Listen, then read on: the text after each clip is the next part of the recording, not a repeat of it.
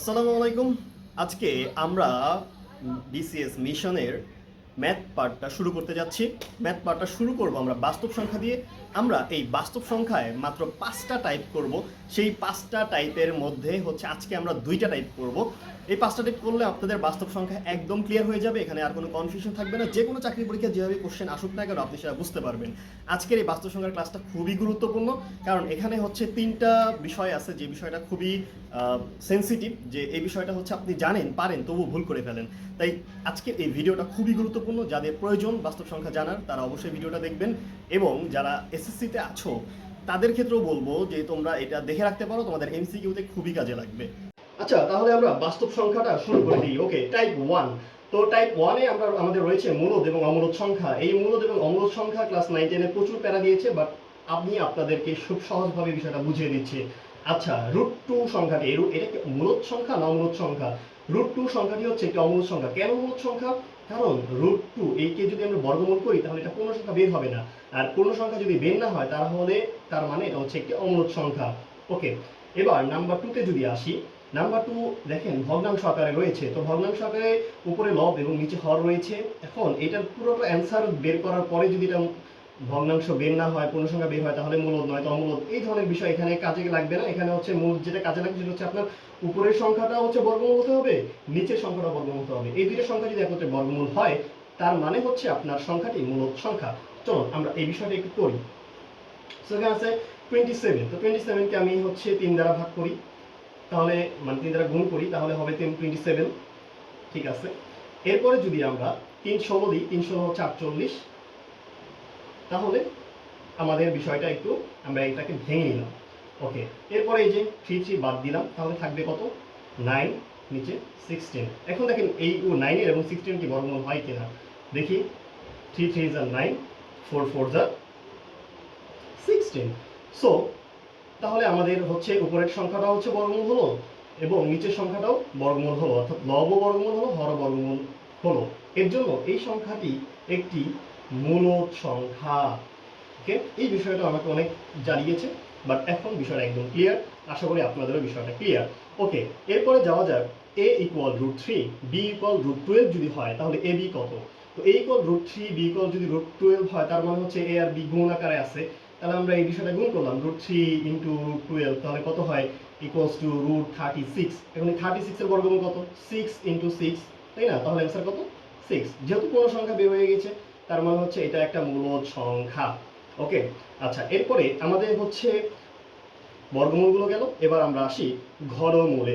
ওকে, তো ঘনমূলে যদি আমরা আসি, ঘনমূল সেম একই প্যাটার্নে হচ্ছে হবে, বাট এখানে হচ্ছে 2টা সংখ্যা গুণ করে হচ্ছে বর্গমূল হয়, আর এটা তো জানি আমরা 3টে সংখ্যা, যেমন নির্দিষ্ট 3টে সংখ্যা গুণ করলে যাতে এই রেজাল্টটা হয় তাহলে সেটা ঘনমূল হবে। ওকে, তাহলে 5 এটার কি ঘনমূল আছে? অবশ্যই নেই, তার মানে এই সংখ্যাটি একটি অমূলদ সংখ্যা। ওকে, এরপরে যদি আমরা আসি 8। তো 8 যদি হয় তাহলে আমরা দেখি 2 ইন্টু 2 ইন্টু 2, অর্থাৎ 2 3বার যদি গুণ করি তাহলে 2 2 যা 4, 4 2 যা 8। তার মানে হচ্ছে এটা ঘনমূল হয়ে যাচ্ছে। সুতরাং এই সংখ্যাটি একটি মূলদ সংখ্যা। আশা করি আমাদের এই বিষয়টা একদম ক্লিয়ার হয়ে গেছে। ওকে, আচ্ছা, আমরা টাইপ 2-তে যাই। এটা কিন্তু খুবই সেন্সিটিভ, এটা খুব মনোযোগ সহকারে দেখেন, কারণ এই জায়গাটা হচ্ছে অনেক ভুল হয়ে থাকে। ওকে, সো আমরা এটাকে শুরু করি। 1 থেকে 100 এর মধ্যে মৌলিক সংখ্যা টোটাল কয়টি? তো 1 থেকে 100 এর মধ্যে টোটাল মৌলিক সংখ্যা হচ্ছে 25টি, এবং আমরা প্রতি 10 ঘরের মৌলিক সংখ্যাগুলোকে একটি নাম্বারের মতো করে মনে রাখার চেষ্টা করব, অর্থাৎ 10টি অঙ্ক দ্বারা এই নাম্বারটা গঠিত করে আমরা এটা মনে রাখার চেষ্টা করব, যাতে খুব সহজে 1 থেকে 100-এর মধ্যে সংখ্যাগুলোকে বারবার চাকরির পরীক্ষায় চলে আসে। এবং এটা আমরা অবশ্যই মনে রাখার চেষ্টা করব যে সংখ্যাটি হচ্ছে, আমরা অবশ্যই ছোটকালে এই বিষয়টা পড়েছি, 44, 22, এরপরে হচ্ছে 3, 22, আবার 3, এরপরে 2, 1। ওকে, তো প্রথম 10 ঘরে হচ্ছে 4টা মৌলিক সংখ্যা, পরবর্তী 10 ঘরে 4টা, তারপরে 10 ঘরে 2টা, এভাবে করে হচ্ছে লাস্ট অর্থাৎ 91 থেকে 100-এর মধ্যে সংখ্যা একটি। এরকম হচ্ছে করে আমরা এই সংখ্যাটা মনে রাখার চেষ্টা করবো, যাতে যে কোনো ঘর থেকে যে কোনো ঘর বললে একদম এক চুটকিতে আমরা করে ফেলতে পারি যে কোন ঘর থেকে কোন ঘর পর্যন্ত মৌলিক সংখ্যা কয়টি রয়েছে। তো আমরা পরবর্তী প্রশ্নেই এই বিষয়টা আমরা দেখতে পারবো। এখন এই বিষয়টার দিকে অবশ্যই খেয়াল করেন, এখানে কিন্তু প্রচুর সেন্সিটিভ ওয়ার্ড রয়েছে, যে ওয়ার্ডগুলো পুরো অ্যান্সারটা কি বদলে দিতে পারে। তো আমরা দেখি 2 নাম্বার, 2 থেকে 2 এবং 31-এর মধ্যে মৌলিক সংখ্যা কয়টি? 3 নাম্বার বলছে 2 থেকে 31-এর মধ্যে, 4 নাম্বার বলছে 2 থেকে 31 পর্যন্ত। তাহলে দেখেন তিনটা দেখতে কিন্তু একই রকম, বাট এর মধ্যে ওয়ার্ডের মধ্যে ভিন্নতা রয়েছে। এই ভিন্নতার কারণে প্রত্যেকটা অ্যান্সার ভিন্ন হবে।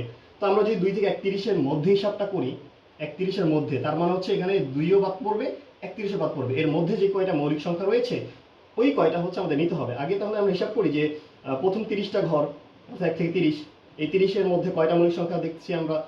4টা, 4টা 8টা, 9টা 10টা, এবং যেহেতু 31 ছিল তার মানে 11টা। টোটাল এখানে আমরা 11টা হিসাব করে নিলাম। এখন যেহেতু এবং মধ্যে, অর্থাৎ এই দুইটা বাদ, 2 এবং 31-এর মধ্যে, মধ্যে মানে হচ্ছে বাদ, যে সংখ্যা মৌলিক সংখ্যা বাদ তার ভিতরে। ওকে, তাহলে 2 বাদ দিয়ে দিই, কত থাকে? 9টি। এরপরে যদি আমরা আসি 2 থেকে 31-এর মধ্যে, অর্থাৎ থেকে, তার মানে শুরুটা হবে 2 থেকে, অর্থাৎ এই সংখ্যা নিতে হবে, বাট যেহেতু এর মধ্যে তার মানে এটা বাদ। তাহলে হচ্ছে আমরা এখন একটা সংখ্যা বাদ দিব 11 থেকে, থাকবে কয়টি? 10টি। তার মানে এটার অ্যান্সার কিন্তু 10টি, আর এটার অ্যান্সার তো আমরা পেলাম 9টি। এবার আসি 4 নাম্বার, 2 থেকে 31 পর্যন্ত মৌলিক সংখ্যা কয়টি? অর্থাৎ থেকে পর্যন্ত, অর্থাৎ শুরু ও আছে এবং পর্যন্ত, তার মানে ওকেও নিতে হবে। এখন আমরা এটার পুরোটা পাবো যে এটার মধ্যে 11টি। তিনটা দেখতে একই রকম, বাট অ্যান্সার কিন্তু তিনটা ভিন্ন ভিন্ন, তাই এটা খুবই সেন্সিটিভ, এটা অবশ্যই আমরা মাথায় রাখবো। তার মানে টাইপ 1, টাইপ 2 শেষ, টাইপ 3, 4, 5 রয়েছে, এটা আমরা পরবর্তী ক্লাসে আলোচনা করব। এরপরে বাস্তব সংখ্যাকে একদম শেষ করে ফেলবো। ওকে, সো থ্যাংক ইউ সকলকে, আসসালামু আলাইকুম।